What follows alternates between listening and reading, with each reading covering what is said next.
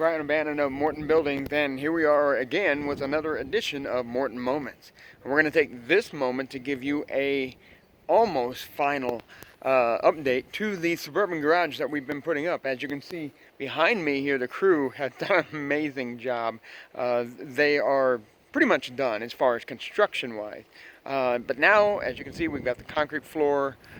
We got a trench over here. Electricity is going in. We got overhead doors yet to come.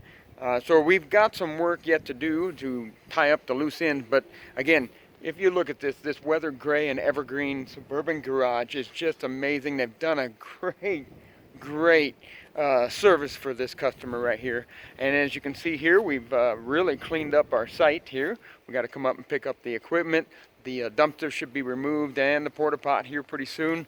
Again, amazingly proud of this crew and the work that they have done to get this customer's Suburban garage up and done, and we're almost there. So like, subscribe, comment below, share this stuff with everybody, because I know there's people out there that that want to know this kind of information. Okay, so I thank you very much, and we'll see you next time.